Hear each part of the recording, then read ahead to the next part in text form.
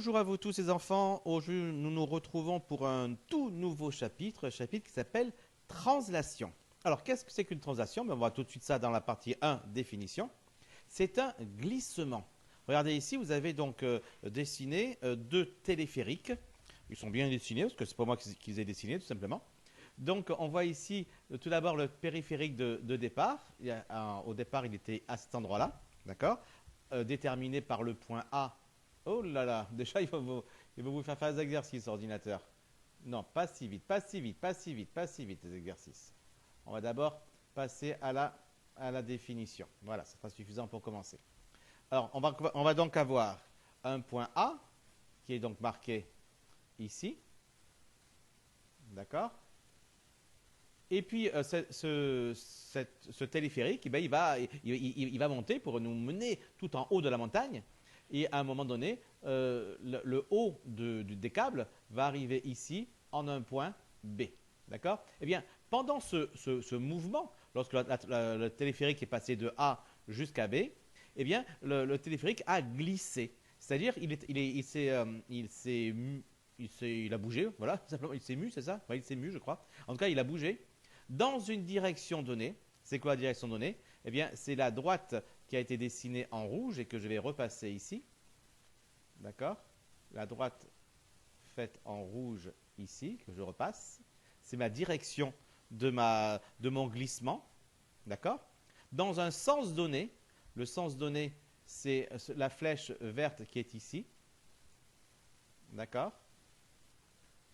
Et enfin, d'une longueur donnée, je n'ai pas bougé de 2 mètres, j'ai avancé d'une certaine distance, et la distance, je l'ai trouvée ici, donc je l'ai quasiment effacée ici, c'est la distance qui était marquée en bleu ici, c'est la distance AB, la longueur du segment AB, donc la distance AB. D'accord? Bon, ici, dans cet exemple à lui, c'était 80 mètres. D'accord? Alors, ce à quoi il faut faire très attention, c'est au mot direction. Le mot direction a un sens un petit peu différent en mathématiques que dans le langage commun. Vous avez vu ici, le téléphérique, il montait, d'accord? Donc il avait en direction la ligne rouge, en longueur donc le segment bleu, et en sens la flèche verte, d'accord? Imaginons maintenant le même téléphérique, mais qui va descendre, d'accord? Ouais, du coup, vous voyez, maintenant, vous voyez que c'est moi qui le décide maintenant, parce que c'est totalement pourri. Voilà, d'accord? Eh bien, regardez, la direction, ce sera toujours cette droite-là, et ce sera la même que tout à l'heure. La direction n'indique pas si on monte ou si on descend. La direction va juste, je dirais, s'intéresser à l'inclinaison. C'est-à-dire que si, voilà, si j'ai un autre téléphérique qui fait la chose suivante, tac. Voyez ce téléphérique-là? Il descend beaucoup moins vite. D'accord? Il est beaucoup plus doux par rapport au téléphérique que je viens de dessiner là-haut. D'accord? C'est là qu'il y a une différence de direction. Les deux droites que j'ai tracées en rouge, celle du haut et celle du bas, tout simplement ne sont pas parallèles. D'accord? C'est en ça qu'elles ne montrent pas la même direction. Mais le fait qu'on monte ou qu'on descende, en termes de direction, ça n'a aucune importance. Alors que dans le sens courant du mot direction, évidemment, ça a une grande importance. D'accord? Donc, ce qu'on appelle direction dans le sens commun, c'est un peu la direction liée plus le sens. Le sens, ici, dans mon cas dessiné, ou c'est bien dessiné, la flèche, elle allait vers le haut ou vers la gauche. Et dans les autres cas, ici, elle allait vers le bas ou vers la droite. D'accord? Donc, attention à ça. Direction a un sens un petit peu différent, même beaucoup différent, de celui du sens commun, du sens général, du sens en français littéraire, c'est-à-dire quand on parle en français normalement. Quand on parle en français mathématique, eh bien, le mot direction n'a pas exactement le même sens. Alors quand on fait ça, quand le téléphérique donc passe de la position A à la position B, eh bien, on dit que T', c'est-à-dire le téléphérique d'arrivée, d'accord, eh bien, c'est l'image que vous connaissez déjà. Vous avez vu ce mot-là lorsque vous avez fait les symétries, par exemple. L'image du téléphérique T par la translation qui transforme A en B. Alors, il faut expliquer tout ça parce qu'il y a des nouveaux mots. Il y a le mot translation, d'accord? Ça veut dire qu'on est parti d'un objet mathématique qui ici était ce dessin de téléphérique qu'on a appelé T. Et à ce dessin de téléphérique, on lui a fait subir une transformation.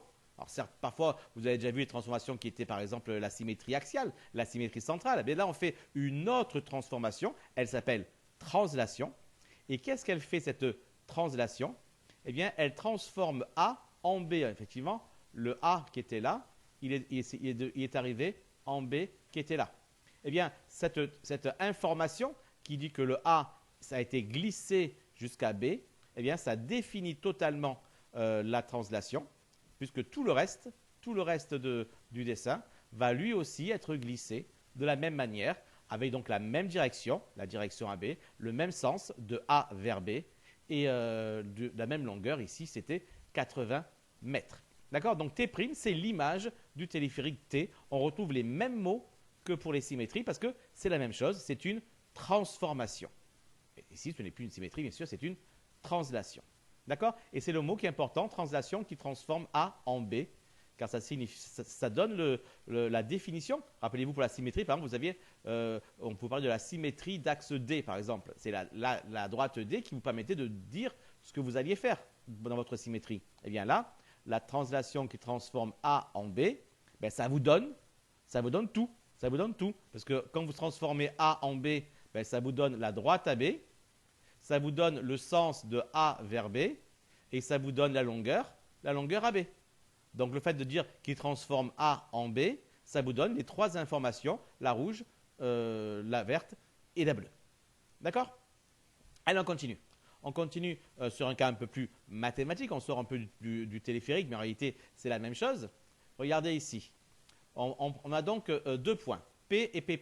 Alors je vais même les marquer un peu mieux pour qu'on les voit bien. Le point P qui est là, le point P' qui est là tout au bout de la flèche. D'accord?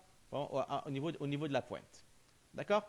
Eh bien, puisqu'on parlerait d'une translation, on va parler ici de la translation qui transforme P en P'. D'accord? Alors, il est comment ce glissement? Ce glissement, il va avoir une direction. La direction, ça va être quoi? Ça va être la droite PP'. D'accord? Donc, c'est marqué ici. La direction, c'est ce qu'on avait mis en rouge, je crois. Donc, la direction de la droite PP'. Il y aura un sens également. Ça transforme P en P', on voit bien qu'on va de P vers P'. D'ailleurs, ce n'est pas pour rien qu'on a fait une petite flèche ici pour bien indiquer qu'on allait de P vers P'. D'accord? Ça nous donne donc le sens de P vers P'.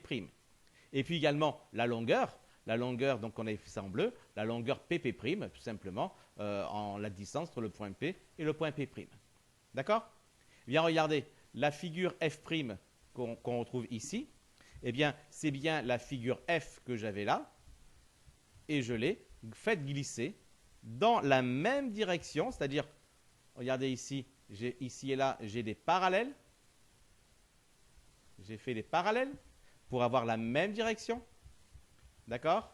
De P vers P', j'allais vers en bas à droite, ben, je continuais à aller en bas à droite, et j'ai glissé de la même longueur que j'avais entre P et P'. Et donc, ça veut dire que F', c'est bien l'image de la figure F par cette translation. Pas la peine que ce soit un téléphérique, on a directement, avec n'importe quelle figure géométrique, les translations. D'accord? Alors ici, on a simplifié la vie, on a marqué l'image de la figure F par cette translation. Normalement, on aurait dû écrire par la translation qui transforme P en P'. C'est ça le vrai nom de la translation. D'accord? Mais comme c'est long à écrire ça, la transformation qui transforme P en P', eh bien, on a simplifié l'écriture. Vous avez vu ici, pour indiquer que j'allais bien de P vers P', j'ai mis une flèche. Eh bien, cette flèche, on va lui donner un nom. On va appeler ça un vecteur. Un vecteur, vous travaillerez ça énormément au lycée. Donc, ce n'est pas que ça, un vecteur. D'accord? Mais ça commence par ça. Donc, vous étudierez ça énormément au lycée. Et c'est un outil très, très, très important. Eh bien, ce vecteur-là, on l'appelle PP'. D'accord? Pourquoi PP'? Parce qu'il va de P vers P'. Donc, on met le P en premier et le P' en second. Et pour rappeler que c'est un vecteur et que ça va bien de P vers P', on met la flèche ici, une flèche par-dessus. D'accord? Vous voyez la flèche ici? Une flèche vers la droite. Attention, il est absolument interdit de dire, par exemple, P', et faire la flèche comme ça, dans l'autre sens. Non, ça c'est interdit, ça n'existe pas. Ah, dark, pas beau. D'accord? Donc P', toujours la flèche vers la droite. Du début vers la fin. P', le vecteur P'. D'accord? Eh bien ici, on parlera de la translation de vecteur P'. D'accord? Directement. À la place de dire la translation qui transforme P en P', on dira simplement la translation de vecteur P', pour aller plus vite. D'accord? Allez, on continue. La suite va se faire avec donc la construction des images de figures par des translations. Parce que pour l'instant, on a vu généralement comment ça marche, mais comment fait-on concrètement pour faire des translations? Bien, regardez. Tout d'abord, on voit ici, on va faire le premier cas avec des carreaux. On a ici une figure, alors je vais la repasser de manière un peu plus épaisse, parce qu'on ne la voit pas forcément très bien. B, C, D, E. J'espère qu'il va me la refaire mieux après, parce que là, elle est un peu pourrie. Ouais, il me l'a refaite, mais trop mal. Donc tant pis, je préfère laisser ma pourrie à moi plutôt que la sienne. D'accord, voilà, je repasse un peu ici. Donc j'ai le point C, le point D, le point E, le point B. D'accord? Voilà, cette figure, vous allez devoir la refaire. Donc forcément, regardez bien où sont placés les points les uns par rapport aux autres sur les carreaux. Et puis on a également un vecteur rouge qui est le vecteur AA'. D'accord? On voit donc ici la manière pour y aller. Hein, on voit tout ça, tout simplement, comment est le carreau, comment sont les points A, le point A'. Eh bien, on va s'intéresser ici par la translation qui transforme A en A'. Donc la translation de vecteur AA'. D'accord? Donc vecteur rouge. Et on demande de construire l'image du quadrilatère BCDE par cette translation. Ben, qu'est-ce qu'on va faire? Ben, ça va être excessivement simple en réalité. Qu'est-ce qu'on va faire? On va tout simplement, à partir de chaque point important de BCDE, c'est-à-dire à partir de chacun de ces sommets, on va reconstruire le vecteur rouge. Alors comment est-ce qu'on fait pour faire un vecteur rouge? Ben, on voit qu'on part de A jusqu'à A'. Mais puisqu'on a des carreaux, servons-nous-en. Pour aller de A jusqu'à A', je vois qu'en réalité, je fais un déplacement de 4 sur les lignes, et après je monte de 1. D'accord? C'est ça, faire de A jusqu'à A'.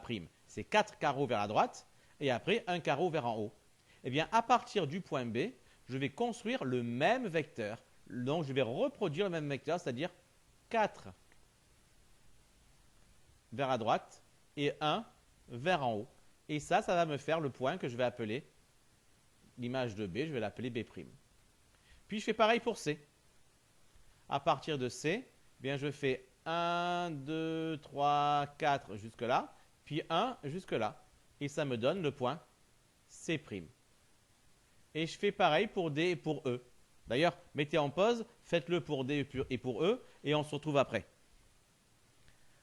Alors, pour D et pour E, on fait quoi? Eh bien, tout simplement, on va, à partir du point D, on fait pareil. Donc 4 vers la droite, j'imagine que vous avez tous réussi là, et 1 vers en haut. Ça nous donne donc le point D'. Et enfin, pour le point E, je pars du point E qui est là, je fais 4 vers la droite et 1 vers en haut, et ça me fait le point E'. Et je n'ai plus qu'après à les relier, c'était BC, donc je fais B', C', D', E', je n'ai pas mis le prime ici, et je reviens sur B'. Et voilà, j'ai ma figure, et effectivement, alors si elle n'était pas aussi tordue, si elle n'était pas aussi tordue, on verrait bien, mais vous elle est bien la vôtre, même je repasse, elle est encore tordue. Vous, elle est très bien faite, sur votre cahier, vous avez fait tout ça à la règle évidemment, donc vous voyez bien que c'est la même figure qui a été glissée du même vecteur A', c'est-à-dire on a fait 4 carreaux vers la droite et un carreau vers en haut, on a mis bien vers la droite et un petit peu vers en haut. D'accord? C'est ça, donc c'est comme ça qu'on construit tout simplement l'image ici d'un quadrilatère BCDE par une translation. D'accord? Alors regardez ici, il y avait une petite correction qui était faite. Voilà, donc je vous la laisse pas longtemps. Et si vous en avez besoin, eh bien il vous suffit de mettre sur pause et de la noter si vous en avez besoin. Bien, pour l'instant on continue avec un exercice. Exercice 33. À partir de la figure ci-contre. Donc, vous devez la reproduire, cette figure. Donc, vous devez, sur vos cahiers, en comptant les carreaux, retrouver la position des points. Et après, on va donc faire des images par des translations de différents points. On va faire le premier, par exemple, ensemble. Là, dans le petit a, on parle de la translation. Donc, le petit a, on va le faire en rouge, parce que comme ça, on ne se mélangera pas. Dans le petit a, on parle de la translation qui transforme D en C, c'est-à-dire la translation de vecteur DC. D'accord? Je trace même le vecteur, c'est bien. D'accord? J'ai donc mon vecteur DC. Comment est-ce que je fais pour aller de D en C? Pour aller de D en C, je vois que je vais 3 vers à la gauche et 2 vers en haut. D'accord? Mon vecteur DC, c'est ça, c'est 3 vers la gauche et 2 vers en haut. Alors, quelle est l'image du point B? L'image du point B, je vais 3 vers la gauche et 2 vers en haut. L'image du point B, je tombe sur qui? Je tombe sur A. L'image, non, je vais laisser en rouge, comme ça on saura que c'est par la translation que transforme D en C. L'image de B et A. D'accord? Sous-entendu, par la translation qui transforme D en C ou par la translation de vecteur DC. Voilà, je ne le précise pas, c'est la couleur qui permet de savoir. D'accord? Allez, faites le reste, finissez le A, faites le B, faites le C, puis tant à faire, faites le D. Et ainsi, on aura terminé avec cet exercice. Allez, mettez en pause, faites cet exercice, on le corrige par la suite. Alors, vous avez donc fait cet exercice-là tout seul, c'est bien. Alors, quelle est l'image du point G? Alors, le point G est là. Je lui fais quoi? Je lui fais 3 vers la gauche et 2 vers en haut. Hop, je tombe sur H. Donc, l'image de G, eh bien, c'est H. Et enfin, l'image de A, 3 vers la gauche et 2 vers en haut. Ah, je tombe sur E. Donc, l'image de qui? De A, eh bien, c'est E. Allez, on change de couleur, on passe en bleu pour le petit B. Par la translation qui transforme D en G. Donc, translation de vecteur DG. Oups là, voilà. D'accord? Alors, c'est quoi le vecteur DG?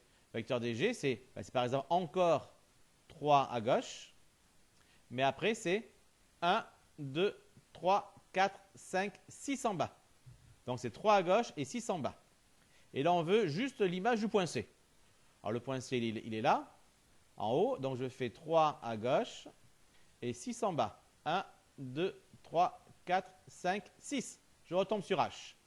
Donc, l'image de C, bien sûr, par la translation qui transforme D en G, et H. D'accord? Petit c, quel est le point place le point F tel que son image de G, tel qu'il soit l'image, de G par la translation qui transforme B en D. Alors, c'est quoi la transformation qui transforme B en D? Elle part de B, elle va vers D. Donc, c'est de vecteur BD, comme ceci. Donc là, on voit qu'on fait 3 à droite et 2 en haut. Et donc là, on veut le point F qui soit l'image de G. Donc, à partir de G, je fais donc 3 à droite et 2 en haut. Je retrouve ici le point F. D'accord? Et on me demande quelle est la nature de BDFG. Alors, il est où? BDFG. Alors là, on a tout ce qu'il faut pour répondre, même si en réalité, on n'a pas encore clairement établi dans la leçon, ce qui va nous permettre de conclure ici. Mais on a déjà tout ce qu'il faut. D'ailleurs, on va l'utiliser et on en reparlera lorsqu'on le marquera dans la leçon. Bien, regardez. Si vous avez trouvé la solution, parfait. Si vous n'avez pas trouvé, ce n'est pas grave. On n'en avait pas encore parlé, ce n'était pas très facile. Regardez. Déjà, à l'œil, ça ressemble à quoi? Ça ressemble à un parallélogramme. Alors, pourquoi est-ce que c'est un parallélogramme? Pourquoi? Parce que regardez, puisque on a quoi? On a F qui est l'image de G par la translation de vecteur, c'était quoi? C'est le vecteur BD. BD. D'accord? Ça veut dire quoi ça?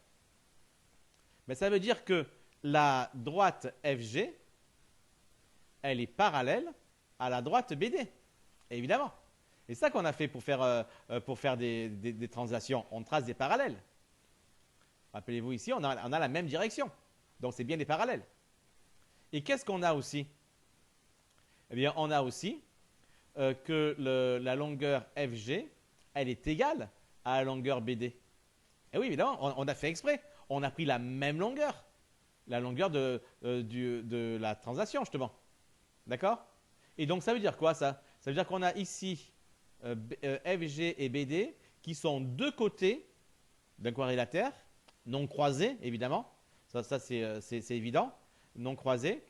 Qui a donc deux côtés opposés qui sont en même temps sont parallèles et ont la même longueur. Bien, ça, c'est une définition que vous avez vu en passé sur les parallélogrammes. Ça prouve que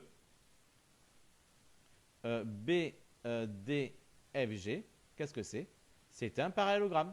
Deux côtés opposés qui sont parallèles et de même longueur, ça forme un parallélogramme. D'accord? Voilà, si vous n'avez pas trouvé, c'est pas grave, hein, parce que ce n'était pas forcément évident d'y penser. Mais si vous avez trouvé, bravo. Et si vous n'avez pas trouvé, maintenant vous savez que c'est facile. Et quand on aura à s'en servir à nouveau, là, vous n'aurez aucun souci pour y arriver. Alors, le 34, c'est le suivant. Eh bien, c'est un peu le même exercice. D'accord? Il va tracer en rouge l'image, non pas d'un point, mais d'une figure. Donc, je vous laisse sur ce bel exercice. Je vais le faire un peu plus grand. Comme ça, peut-être ceux qui le font à partir de la vidéo eh bien, le verront un peu mieux. Les autres, normalement, je le laisse sur Pronote. J'espère juste que cette date-là, on est pour vous, on est 19 juin, je crois. Pour vous, j'espère que le Pronote n'aura pas été chamboulé et que tout ne sera pas effacé. En tout cas, si ça marche toujours dans Pronote, cet exercice-là, vous retrouvez le lien dessus. Sinon, ben, vous contentez de la vidéo. Voilà. Ben sur ce, je vous souhaite une bonne journée. Travaillez bien vos translations. Revenez un peu sur le début de la vidéo pour bien comprendre, bien assimiler la notion de direction, la notion de sens, la notion de longueur. Ce sont trois notions indispensables pour la suite. Et vous vérifiez que tout est bien au clair dans vos têtes avec l'exercice 34. Allez les enfants, bonne journée à tous et puis à très vite. Bye bye.